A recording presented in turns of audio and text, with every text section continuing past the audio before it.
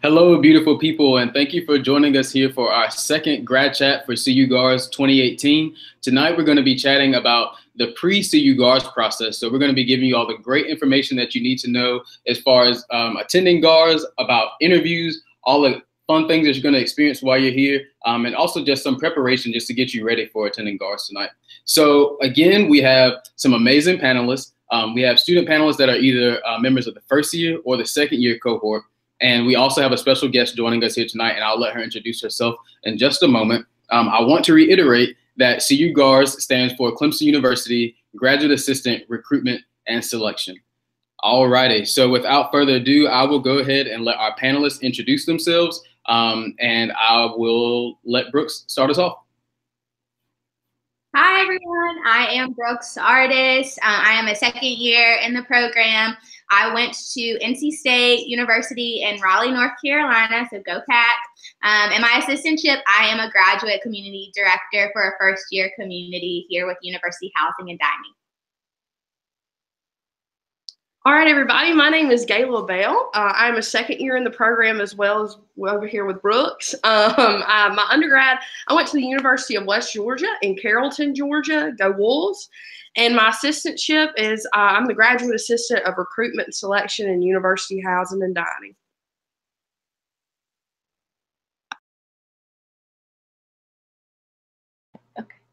Hi, everybody. My name is Jordan Byers, and I'm originally from Grundy, Virginia. I went to the University of Virginia's College at Wise. Go Cavs. I don't expect anybody to know what that is. But my assistantship, I'm a graduate resident director with the Bridge to Clemson program. And we are actually moving on to Clemson's campus next year. So I will be a graduate community director in Calhoun Courts and Thornhill Village on Clemson's campus. And hi, everyone. My name is Jen Lowe, and I'm from Herndon, Virginia, and I went to Virginia Tech. And my graduate assistantship is in student transitions and family programs, working mostly with the retention team and supporting underrepresented student populations. And we're both first years. Oh, yeah. We're the first years on the call tonight. And Jordan, I actually have been to UVA, so I know where you're I know. Hi, everybody. My name is Kristen Walker. I am a master's and a doctoral graduate from Clemson's programs. I was a high school teacher up in the DC area after graduating from Radford University, also in Virginia, like our first years, just on the other side of Route 81 or Interstate 81. And I am from the Maryland area originally as well. My current job is the Associate Director of Analytics and Initiatives at Clemson University Center for Career and Professional Development. So I'll be bringing kind of an interviewer perspective to the chat this evening. Look forward to connecting with you all. Awesome. Thank you so much to our lovely panelists. And I should probably introduce myself. I'm not famous yet. I'm on the way. That's something I aspire to be. But I am Adric Hardy. I'm from Vanceboro, North Carolina. I attended East Carolina University in Greenville, North Carolina. Go Pirates. And my assistantship is in student accessibility services, where we work with students with documented disabilities. All right, so let's go ahead and jump into it. So you are more than likely going to hear a lot about hosts and FOST and all of those good terms. To tell us a little bit about what that means and the roles that they play in CU-GARS here, we're going to go to Jordan. Thanks, Adric. So a role that I'm playing this year, I am the co-chair of the Hosting and Accommodations Committee for CU-GARS. The other co-chair is Taylor Gladjo. She's a second year. So a little terminology. Hosts is exactly what it sounds like. We strive to give you a one-on-one personal experience when you come to CU-GARS. So our goal is to house all of you, whoever wants to be housed, with current graduate students. And that graduate student will be your guide for the weekend. They'll transport you back and forth to campus so you can get to your interviews on time. They're there to be that support, your cheerleader, the person that you seek information from whenever you need assistance throughout the weekend. And a FOST is exactly the same thing, only without staying at their apartment or staying with them. So they'll still be your support, connect you to different people and different things on campus. You just won't be staying in their apartment with them. So a little bit about the hosting and posting process. Closer to the first week of February, you'll receive an email from Jeff Brown. He's the Assistant Dean of Students here at Clemson. It'll have a bunch of information in it, but on one piece of information will be a link to a Google form that you'll complete. We ask you a lot of questions. We ask you about your interests, what organizations you're a part of, where you're from, what your favorite candy is. And what we do is we take that information and we pair you with a current graduate student. It could be a first year or a second year, or if you know someone, you can specifically request that grad. We ask that you be really honest with us in those submissions. The committee, the hosting and posting committee, are the only folks who see that information. We don't really set out to other people, and we only use it for the purpose of connecting you to a current grad. It doesn't go to employers or anything like that. And that form will be due, must be submitted by 11:59 p.m. on Monday, February 19th. I'm sorry, Monday, February 12th. And then we turn around in 1 week. We match you, and you'll receive an email from the grad that you've been assigned by Monday, February 19th. And you can, from there, you'll connect with them, text, phone call, email, whatever you and the grad you're assigned to decide works for you all in terms of communication. Awesome. Thank you for that, Jordan. So let's move on to the interview process. Can you talk to us a little bit about that, Jen? Yeah, so the interview process is all in one day. So the Friday of the CU-GARS weekend, it's going to be interview slots from the morning to all the way towards the end of the afternoon. And basically how it works is everyone is going to get a list of interviews, and every single person is going to have a unique and different list of interviews. And with that, everyone's also going to have a different amount of interviews, just depending on how the matching went. So with that, you'll be able to have a chance to kind of go through and rank the different assistantships that you have interest in or that you think could be a good fit for you. And then with that on our end, all of the different offices will kind of work through that as well. And there will be some sort of matching process there. And based on that, you'll receive a list of all of the assistantships that you will interview with that day. And again, I just wanted to reiterate the fact that not everyone will have the same number of interviews throughout the day. Awesome. So just so we can get a second year perspective, we're going to go to Brooks and see what she has to say about that.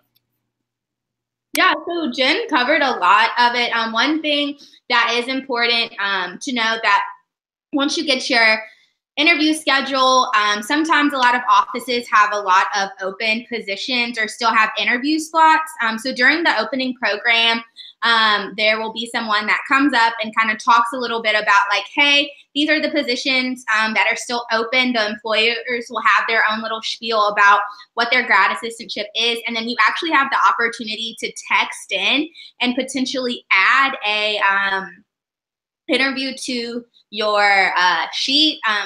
So what happens is like, it'll say, just for example, say maybe there's a graduate community director spot opening. At this time, you can text in if you're interested in adding a graduate community director interview to your schedule. You will receive a text back that says, yes, this has been added to your schedule at this time, or sorry, all the spots have been filled up. You also have the opportunity to read the descriptions of assistantships online on the website, just so you can better prepare for the interviews. Yeah. Awesome. Thank you, Brooks and Jen. So a lot of our questions that we usually get around this time of year is how do you best prepare for these interviews? It's a lot of things playing into these interviews, and a lot of these interviews right on the lot, it's going to tell a lot of your life story in the next 2 years. So, Kristen, can you tell us a little bit of information about how candidates should best prepare for CU-GARS interviews?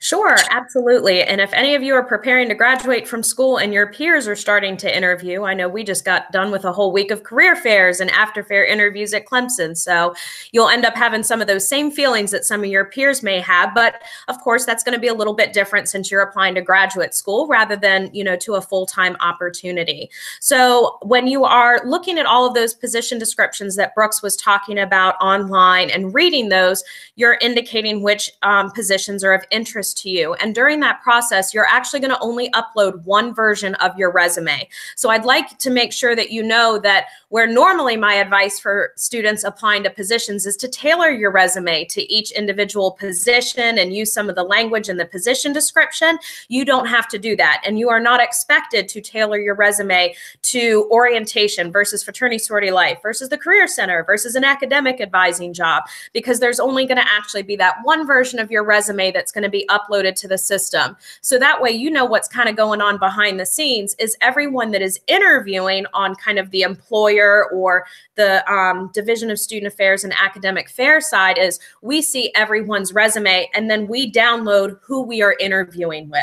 So, and that's where it doesn't make sense for you all to upload 10 different versions of your resumes because we wouldn't know necessarily which version of your resume to download. So wanted to make sure that we got that kind of piece out of the way in terms of your resume. When you come to campus, I may have a couple copies of your resume, and just in case somebody is sick and had to step in for someone at the last minute, that can be super helpful. And it also shows that you are really prepared. So in other words, if you were to hire me, I'm going to always come prepared, have backup, and kind of think ahead.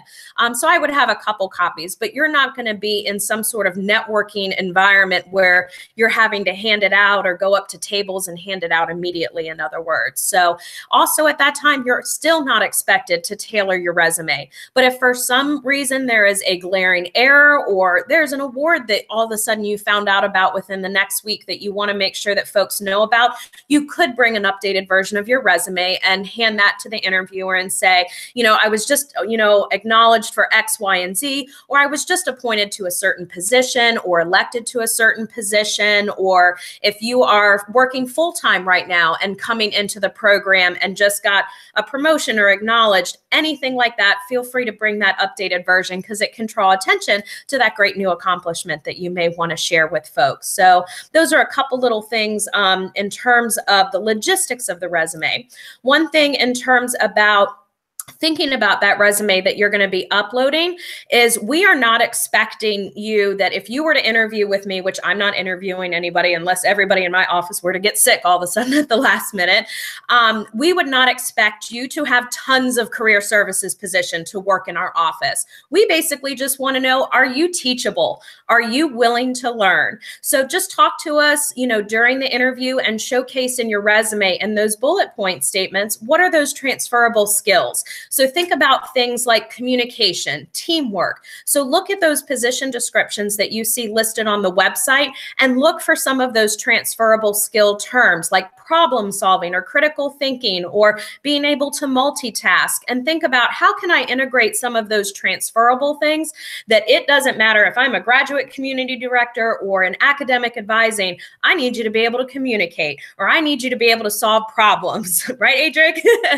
So with that, it's just showing me it doesn't matter what kind of problem you have those basic problem solving skills. So great, I can teach you the technical stuff. You have the transferable skill. So I always like to make sure that folks coming into the program don't feel this innate pressure of, oh my gosh, I don't have 4 years of fraternity sorority life experience. Fraternity sorority life will never accept me, or whatever functional area that may be. We're not expecting that. So just show us that you're teachable and that you're excited about that area and talk about those transferable skills that you have. In terms of dress, they're going to talk a little bit more. I think Gayla's going to hit that a little bit, but I just want to make sure from just the interviewing standpoint is be comfortable, be professional for what that means for you, but that doesn't mean like you have to wear a skirt or have to wear a dress or have to wear pants or have to wear a certain type of shoe or things like that. Be comfortable for you, that is authentic for you, that shows like, okay, I'm kind of focused. I know as soon as I dress up, I just start to kind of sit up a little bit taller. So it makes you just be more present, because I don't want to see, if I'm the interviewer, that you're just kind of like, hey, Yeah, I'm here. Yay, Clemson. I want to come work for you because I don't have a lot of time with you. So that's one thing I also want to point out with the interviews is these are not hour-long interviews. We have a finite amount of time in order for us to ask some questions of you, give you an opportunity to ask some questions for us. So if we can be really focused with that, that ends up being really helpful. I told you I teach high school a while ago. So sometimes when I was mentoring new teachers, I would kind of just tell them, just watch the cut of your clothing, because sometimes you don't know the cut or you don't know how something is going to fit until you sit down for the first time in it. And then you end up being self-conscious about it all day or leaning forward and you're like, oh gosh, no, I don't want to do that. But this is how I want to show that I'm present. So make sure whatever your power interview outfit happens to be, that it works for you. You are comfortable and feel it your best in it, so that way you're not distracted and we get to see you and we get to focus on your skills rather than something that's a huge distraction, if you will. Also, in terms of the temperatures, the building that you're interviewing in is actually where our career center is. We never know what the temperature is going to be. So make sure that you kind of bring some layered options. I know when I'm talking to folks that identify as women, they'll sometimes ask, like, can I wear a sleeveless blouse? And I'll say, as soon as you're comfortable taking off a suit jacket, then go for it. But if that would make you self-conscious, maybe wear something with sleeves. Or gentlemen may ask, do I have to wear a tie? You know, well, if you want to wear it, go for it, but you could always take it off. If you all of a sudden feel like you're too overdressed, you can always remove it, but you can't go back out to the car and rush and get it because then you'll be flustered. So they'll talk about a little bit more about what to pack for the rest of the weekend, but some of those things can impact the way that you interview, and you definitely want to make sure you feel at your most comfortable. In terms of your preparing for the actual interview, if you still have the ability to work with your college or university's career center, I would highly encourage you to get on the phone and make an appointment for a mock interview. A lot of the times, you know, if I'm giving the same presentation, I'm polished, I'm comfortable, you know, and I can kind of be myself, but I know that there's a big difference when I'm talking about something for the first time. And again, you don't want your nerves to get the best of you with that. So schedule a mock interview if possible, or if you have a mentor or a colleague that you can kind of confide in and say, hey, I'm really worried about my interview skills. I haven't interviewed in a while. Would you mind asking me some questions and giving me some feedback? That can really help you feel confident and start to think about the stories that you want to tell during your interview. If you want to Google behavioral interview questions, and then STAR method, just STAR, you're going to hear a lot of our folks asking behavioral-based interview questions. These questions may start off with like, tell me about a time when, or describe a situation when you had to. So for example, if you're going to be working on a lot of teams in the assistantship, I may ask you a question. So tell me about a time when you worked on a team and how that, and how you all achieved a common outcome or something to that effect. So you want to be able to think about a story. So my silly analogy for this is if you ever watch any sort of show where like a news anchor is interviewing with someone, that's someone, especially if they have like a new book or a new movie coming out, they have talking points that they want to get across. So you want to make sure you think about, what do I want to make sure if I'm interviewing with Adric, what do I want to make sure that Adric knows about me by the end of the interview? And what are some stories that I can tell from either classroom situations or outside of the classroom situations, community service, other volunteer pieces, clubs or organizations that I can bring into the picture? Having those talking points will allow you to feel like, okay, I'm not going to be caught off guard. So I would definitely kind of tell you to go ahead and practice on that. Think about those stories in advance. You're not getting in the, oh my gosh, I haven't thought about a time where I've worked on a team, when you've probably worked on teams lots of times, but you want to think about, what's my best example of being a good teammate, for example, you know, if that's a skill that I see addressed in the position description. A couple years ago, and I don't want to say this to scare you, a couple of years ago, I was interviewing, and one young lady was completely interviewing what she thought was for a different position. It was not until the last question that she realized she was interviewing with career services and not the office that she thought she was interviewing with. She was so incredibly embarrassed. And what broke my heart was that it was the first interview of the day. So I know she thought about that for the rest of the day. So take your schedule and make sure that you remember, all right, who am I talking to right now? And go ahead and prepare one question that you can ask at the end of the interview that is a little bit tailored. So don't just ask a question like, oh, why do you work at Clemson? Normally, I would say if you're working for or you're interviewing for a company, that's a great interview question to ask numerous people, but tailor your interview question to show, I've done a little homework on your website. Oh, I see you have the Women's Leadership Conference coming up, and is that the week? I think that's the weekend before CU-GARS, but I see you just had your Women's Leadership Conference. How did that go? Wow, that shows me you did a little bit of research, and I know that you didn't ask anybody else that interview question. That was something tailored for me. So if in your notebook you jot down a question in advance, what's one question that I would like to ask them that shows I did a little bit of homework and I am really interested in potentially being a GA in your area? So that can also help you prepare, because the worst thing to do at the end of the interview is when they say, so do you have any questions for us? No, I'm good. If I'm the interview, I go, so you're not really interested in all, or you didn't do your homework. And that's an opportunity for me to learn a little bit more about you and kind of what makes you passionate. So I would say definitely do that. So those are some basic tips for you in terms of your resume, your dress, so that way you feel your best, and your interview, so that way you tell us some of the best experiences that you've had, and we can see if you would be a good fit for our office. Awesome. Thank you for that, Kristen. Some things that I want to mention, there are going to be rooms where you can prepare for interviews. If you're one of those people like me that does not get your energy from other people, and you are introverted, we have those rooms for you where you can just go and be to yourself. We have those catered to you. And then also one thing that I want to note, and I think Kristen might have hit on this too, you're going to be interviewing in a giant ballroom with other candidates. So that's something that you should go ahead and prepare yourself for mentally, because that can be an experience. It can be an experience. Prepare yourself mentally, because it's not necessarily the hardest thing, but it's not the easiest thing to do, but you have to go in focused. So just go ahead and prepare yourself. Some things that students have, candidates have asked me a lot about is business cards. Should I bring business cards?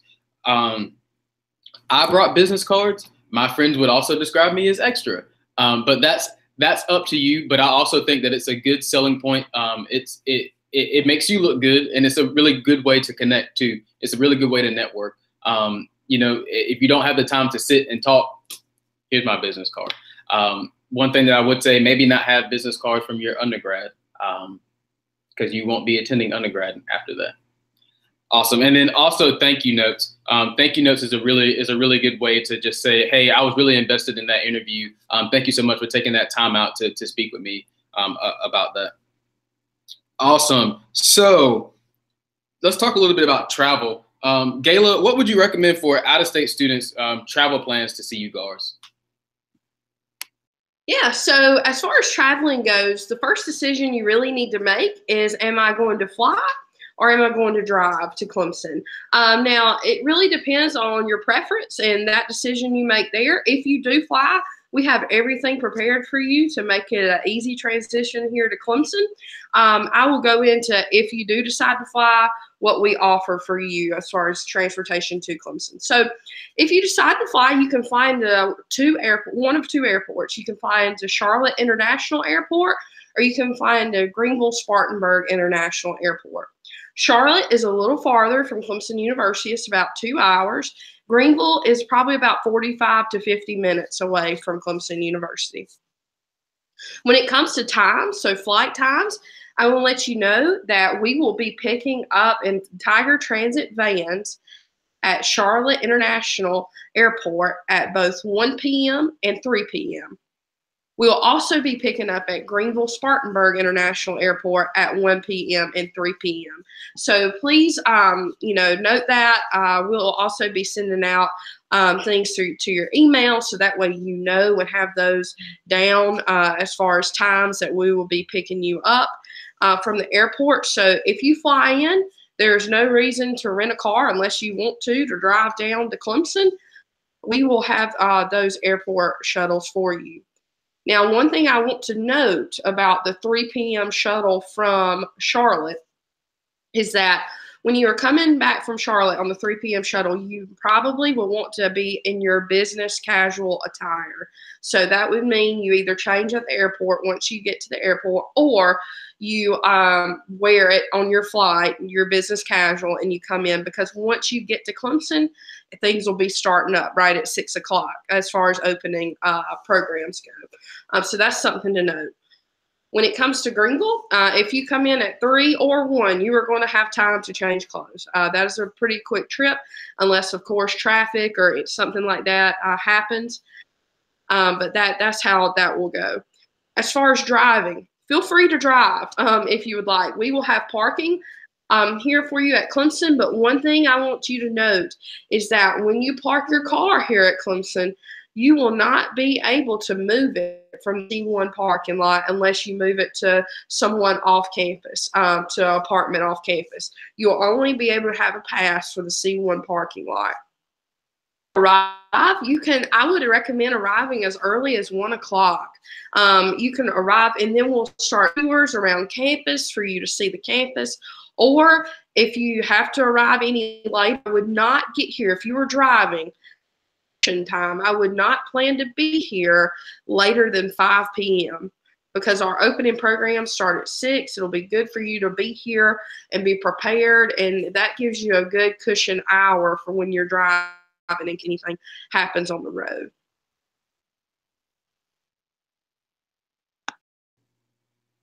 Awesome. Thank you for that, Gayla. And we're going to go back to Kristen for this one. Kristen, could you tell us a little bit about how to best pick between those interview weekends?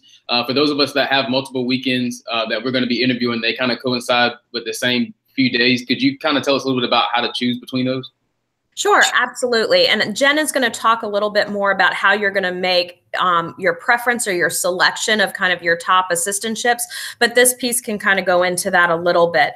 So the big question you can ask yourself if you've got multiple campuses or opportunities or programs that are occurring on the same weekend is, at least on the Clemson side, ask yourself, is my goal to attend Clemson, or is my goal a certain assistantship functional area?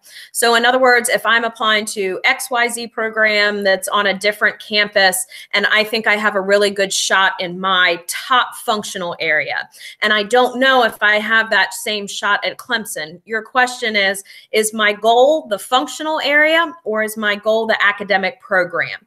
So you may have been communicating with some of the faculty over the last several months in deciding whether or not to put in your application to Clemson, and you may decide, I really like the academic program.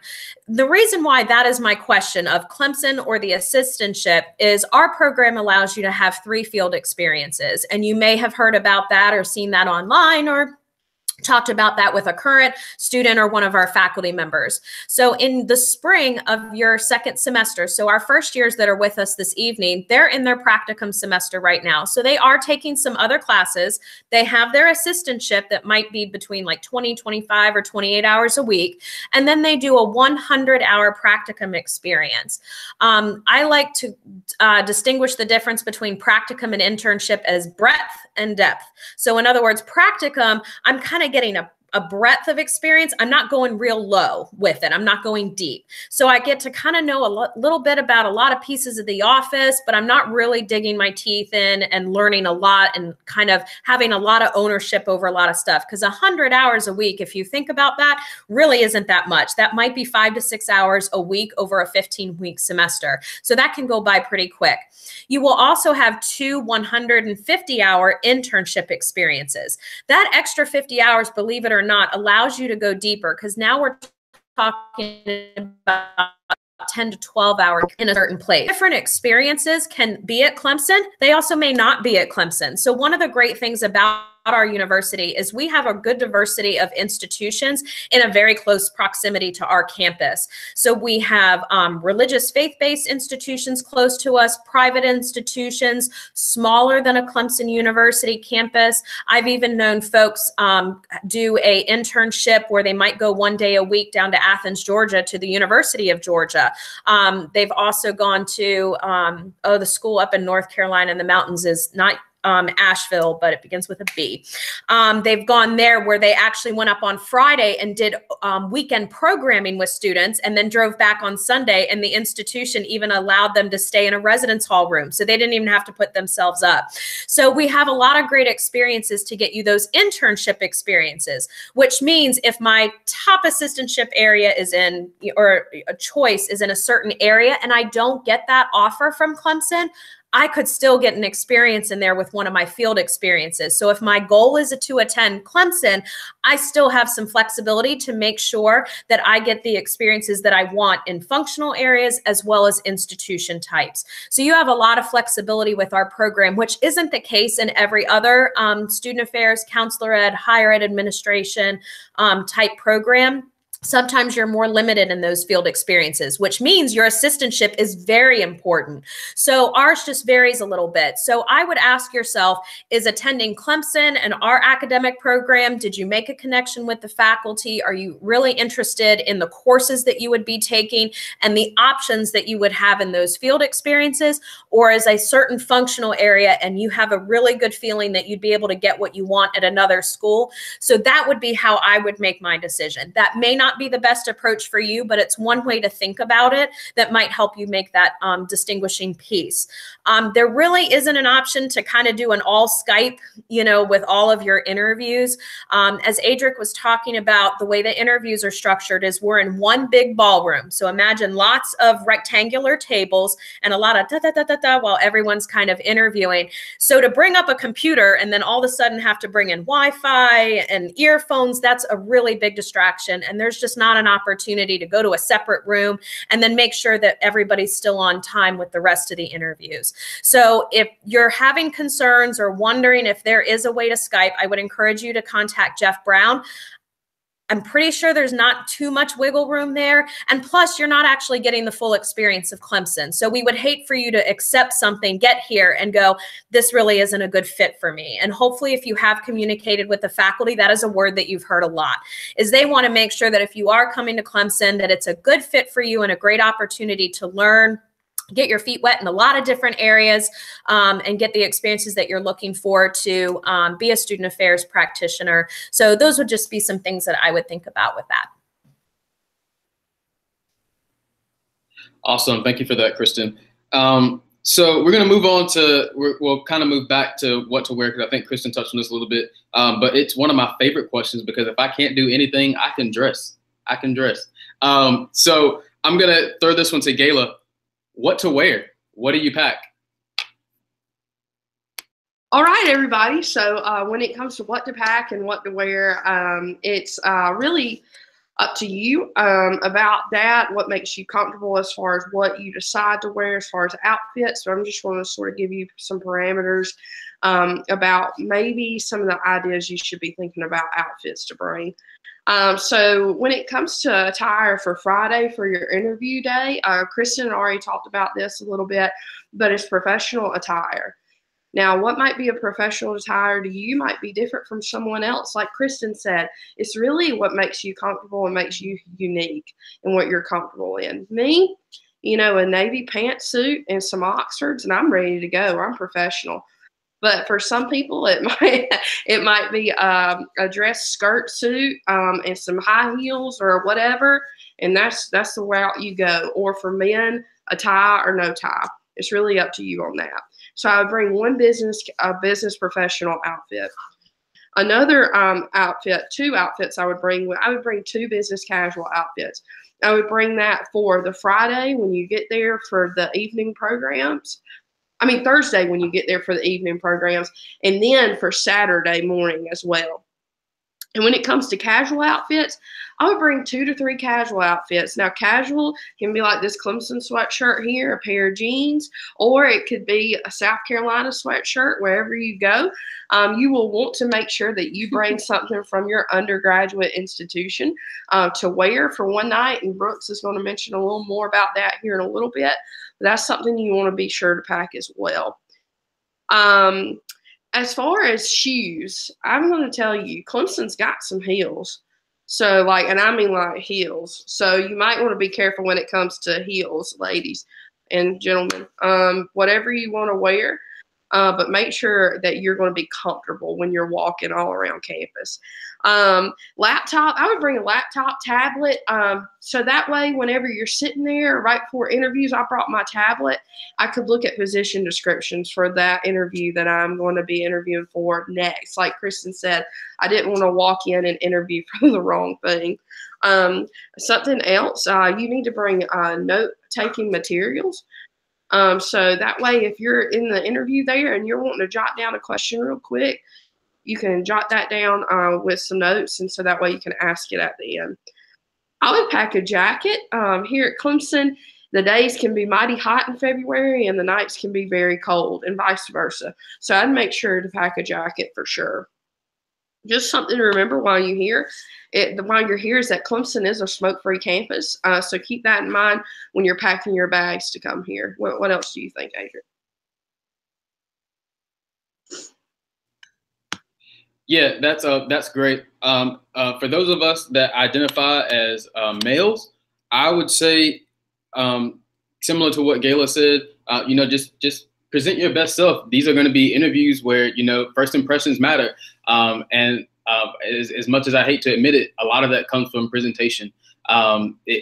These first impressions matter. And I'll go back to a story that I told last year, and I will tell it every single year because it's just great for me. My infamous blue blazer. I wear the blazer every CU-GARS, and even though I'm not interviewing anymore, I still wear it. I'll wear it this year. The blue blazer, I honestly believe, is what made me stand out. And my supervisor, well, she's not here anymore, but the person that hired me was like, I really remembered you from that blue blazer. So something that'll make you stand out. Do I think you should go out and spend all your money on some Gucci loafers? No, because nobody's probably gonna notice except for me. But put your best self forward, and wear what you have that's going to really make you stand out, in my opinion. Just like she said, business casual, those polos, those button ups, you might want to bring those, some khakis, and like she said, make sure you bring something from your undergrad. All right, Brooks, did you have anything to add? Yes, I think hygiene is always important, and to remember to pack your toiletries. I feel like people, when you start packing, if I don't have a list, I don't ever know what's going on. So I pack my clothes first, and I always overpack until I will forget a toothbrush or I will forget deodorant. You need those for this weekend. Why? Because you're going to be interacting with a lot of different people, and you're going to be talking to a variety of people for an extended period of time. So you want to look good, smell good, because when you look good and you smell good, you feel good, right? So secure the assistantship and bring some toiletries to smell fresh. Ooh. Yes. Awesome. Thank you, ladies. And I'm going to throw this one back to Brooks as well. So can you talk to us, Brooks, a little bit about what to expect as far as socials, when we can get to wind down after all of the madness that is interviews? Yeah, absolutely. So Thursday night, so after opening programs, you'll have some socials that you can attend. So shout out to Ryan, who's the social chair for CU-GARS, and his team, and they plan some awesome things for you during the weekend. So on Thursday, you have the option of attending a movie night. I'm not exactly sure what the movie is going to be. Moana was thrown out there, so yay if that's what's playing. Sorry in advance if that's not the movie that's been selected. But you have the opportunity to chill and watch a movie, or you can attend trivia night, which will be held at Spill the Beans, which is like a downtown Clemson gym where they have like coffee and ice cream. So if you're interested in that and you're feeling kind of social after the opening, and you need to kind of get out some energy before you prepare for interviews the next day, those will be your two options. The third option is always you can go home and rest. Like Adric said, if you don't get your energy from other people, maybe you're just nervous and you don't really want to network or anything like that, you can go home at any point of the weekend. The socials, there's no pressure to attend. It has nothing to do with whether or not you're going to obtain an assistantship or not. It definitely just depends on what feels good for you. If you choose not to attend a social on Thursday, there's an opportunity to socialize on Friday after the interviews. We will take place in the underground, which is on campus, like bowling alley. They've also got pool tables, ping pong table. Sorry. And so a lot of games that go in. I'm really sorry. And then there's also lip sync battles that are going to take place on that night. You're going to rep your undergrad, so please make sure that you bring some undergrad apparel. Please make sure you bring some undergrad apparel. Yes, that's the socials. Undergrad apparel. I caught that last one. Thank you, Brooks. So on a more serious note, what to expect on the Monday following GARS, and talk a little bit about, what if I don't get a call? Jordan, can you talk to us about that? Sure thing. So a couple of things to sort of put on your radar. On Saturday, well, the entire weekend of GARS moves really fast. But Saturday, things kind of take off. As soon as you leave Clemson, you will have a set period of time, and that will be announced by Jeff Brown at the closing session. You'll have a set period of time, usually about 4 to 5 hours, to rank the assistantships which you have interviewed for in the order in which you prefer. So let's say, housing's your number one, you're going to list 1, 2, 3, 4, 5. You can rank 5. That goes to Jeff. He aggregates all of that. And works with employers. They go into a meeting. They have conversations. Clemson is a one-offer school. I cannot stress that enough, so I'm going to say it again. Clemson is a one-offer school. You will only receive one call from Clemson. So if you rank housing as your number one and you get a call from someone saying that they've asked you to be the fraternity and sorority life GA, that is the only offer you will get from Clemson University. And if you choose not to take that option, you can't get an assistantship with our program. Not everyone gets a call on the Monday after GARS. I think this is kind of Jen and I were talking. Jen did not get one. Gayla, Brooks, Adric, did y'all get a call on Monday? Okay. So some did and some didn't. I use Taylor Gladjo, who I was speaking with earlier. She told me I could use her as an example. She got a telephone call for her position that she's in at Clemson after the April 15th date, which is the date that everyone sort of locks into their positions because people decided to go to other places. Sometimes things happen. Opportunities present themselves. If Clemson is the fit for you, is the school for you, is the school for you, then don't lose faith that it's not going to happen, because it still may.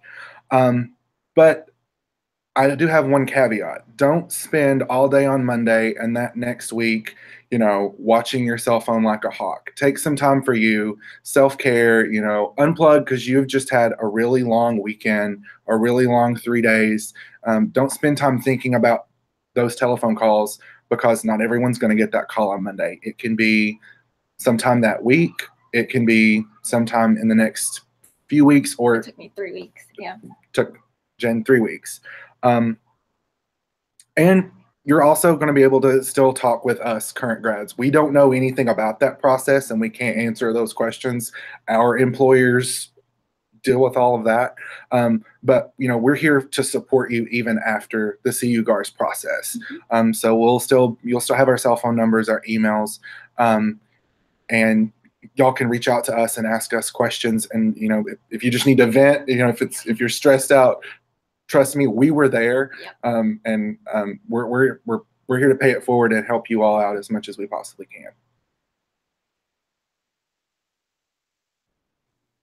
Awesome. Thank you for that, Jordan.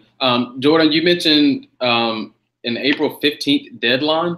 Can you talk to us a little bit about what that deadline means, Kristen?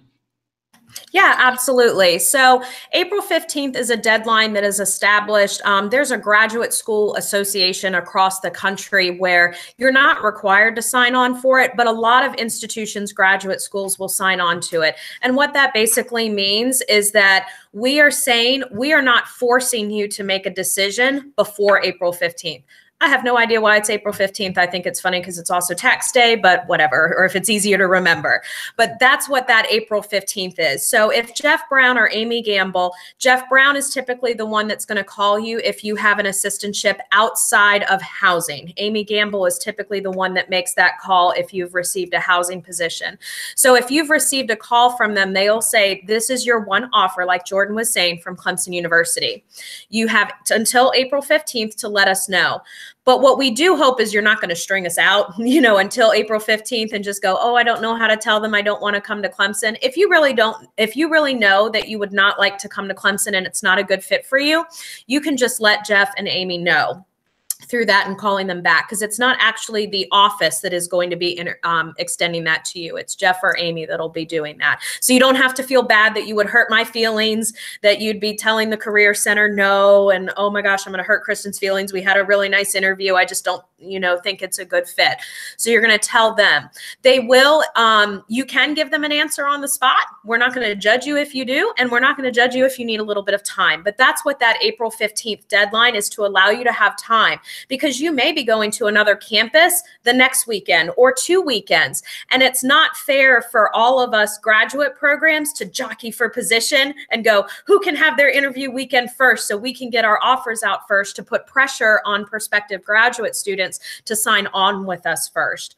If you have reached that April 15th deadline and you have not let us know, that means that our office could go and interview and extend offers to other folks.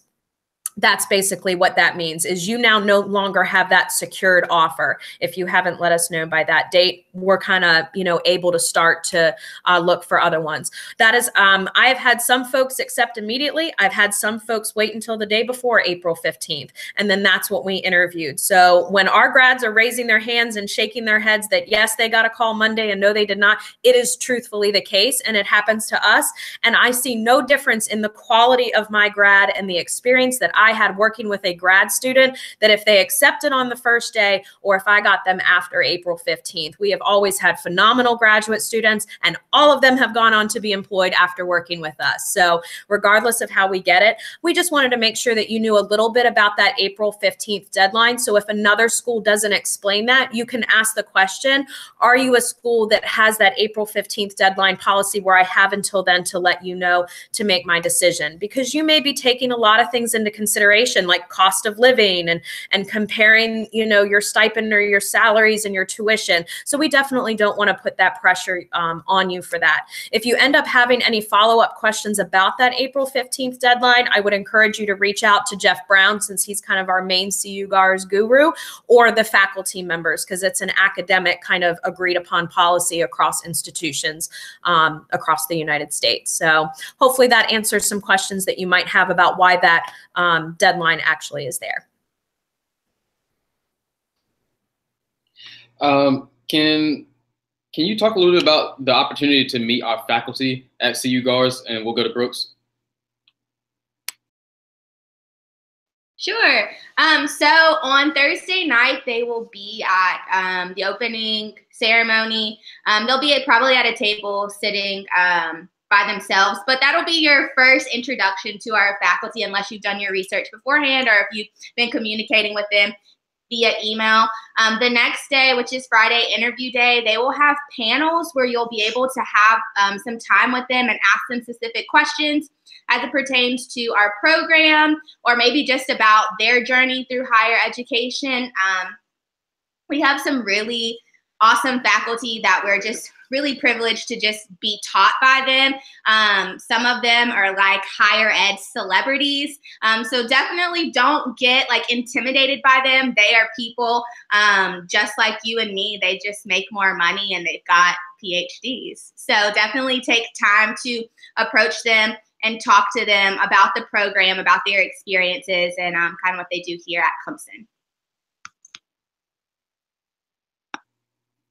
Awesome. Thank you, Jen. Did you want to jump in? Sorry. Thank you, Brooks. Jen, did you want to jump in? Yeah, so just another thing to add is that this year at CU-GARS, I believe that it's going to be structured a little bit differently, the way that faculty will be able, or that you will have a couple of different time slots during the interview day to be able to go and talk to the faculty. And I believe it will be required at some point for every candidate to attend one of those couple of sessions during the interview day where you'll be able to do that Q&A with the faculty and get that chance. And also sometimes throughout that Friday, the faculty will kind of float in and out or around kind of the interview areas or outside of the actual interview room. So like in the waiting room or just around like the halls and stuff. So you'll be able to catch them if you have additional questions that you weren't able to ask before, or if you just want to chat and get to know them, because they're great and they're a great resource and they really do know this program in and out. So definitely utilize those times to be able to talk to the faculty.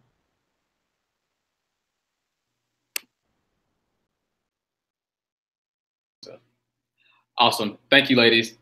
So we're getting ready to wrap up here. So I just want to go through and get one piece of advice that you have for people that are going to be attending CU-GARS. And we'll start with Brooks. Yeah, absolutely. My piece of advice would be is to just really come in and be yourself and don't try to be anything other than yourself. I think that this experience or this process can be really competitive sometimes, especially when everyone, there might be a lot more candidates than there are assistantships. Just don't worry about what everyone else is doing. Just do you, because you're the best at being you. I just want to echo exactly what Brooke said. Be yourself. There's no reason to come into a program where you have to be someone who you're not for 2 years. So come in, be your genuine self. If you're right for Clemson, you'll be here. And so come here and don't be no other person but your true self. Another piece of advice I have is if you're flying in to Clemson, this is something I forgot earlier. If you're flying into Clemson and when you leave, all buses will leave to go to Greenville and Charlotte at 12 p.m. So you don't want to book a flight in Greenville any earlier than 2:30 p.m. And you don't want to book a flight any earlier before 5 p.m. on Saturday.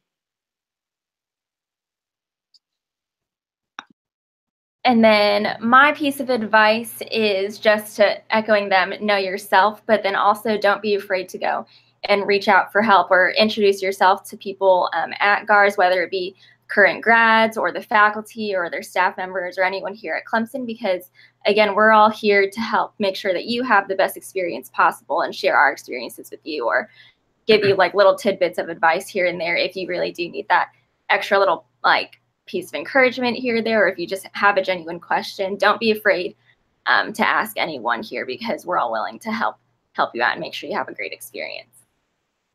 My advice is something that we hear all the time, and that's you are your biggest advocate. And what I mean by that is throughout the weekend, we're working on getting to know you, but we more than likely won't know you, as we're moving through that weekend. If you need something, if you're ever uncomfortable, you need to go into a different environment, a different space, or anything like that, please communicate that to us, because our goal for that weekend as current grads is to give you the best CU-GARS experience that we can.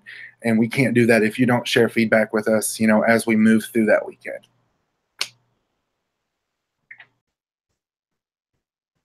So in terms of the advice that I would have is find an overall program, assistantship, everything that is the best fit for you. So be your authentic self with us for the weekend. But I remember when I was looking at the program and saw a recording of Pam talking about program, and she hates that recording. But I was like, wow, she really cares about a person finding the best graduate program that best fits their personal, educational, and professional goals. And at the end, she said, and if we're not it, we're ready to help you figure out what institution might be offering that program. So I would look at it that way, but also know that if you end up coming to Clemson and we might be your first choice, we might be a second or third choice, and that is okay. But with that, I hope you would know that, and I think our grads have done a phenomenal job. So I have to give them major snaps to this evening, all the other chats. You have to know they've been in rooms planning, and Jordan is right. Their goal is, and I've been on the committee when I was in the program, is to make sure that you feel comfortable and supported, because we know it's a high stress situation with interviewing. And that's really, I've known food people that are like, yes, I love interviewing for things when I don't know the questions that are coming. So I hope that you would see that if you came to Clemson, you have a team of folks who are going to be surrounding you and supporting you, not just the faculty, not just the second year cohort, the first year cohort, the alumni of our program, and the staff across the institution, field experience supervisors.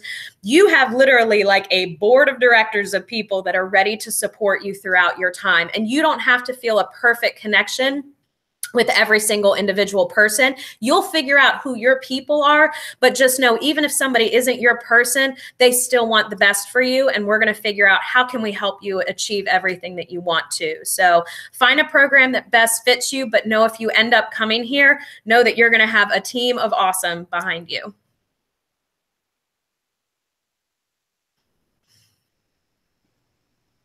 Awesome. Yeah, all great pieces of advice. The one piece of advice I would say is don't miss the chance to network. This time it's really stressful. And I know I spent this time being focused on, this is my competition around me. And I was really in that mode because this was the only place that I had the chance to go interview. Don't miss a chance to network, because student affairs is a really small, it's a really small career field, and we all know each other. And whether or not you end up coming to Clemson with these people, they're going to be your colleagues at some point. So yeah, definitely don't miss a chance to network. We are getting ready to close out here. I just have some reminders here for you all. We are expecting to get answers back out to people that are going to be invited to GARS by Monday, January 29th. And just one thing that I want to reiterate, please note that this is a conditional acceptance. Full admission to this program is when you secure an assistantship, and you are able to come here with an assistantship with a tuition waiver. We do not accept students that do not have a tuition, that do not have an assistantship or a full-time position. All right. Does anybody have anything else that they want to close out with? Awesome. Well, it's been real, y'all. If y'all have any questions, feel free to tweet us. There's the Facebook page. There's all types of good stuff. We'd love to hear from you. Thank you so much for joining us, and we'll see you soon. Get it? See you soon.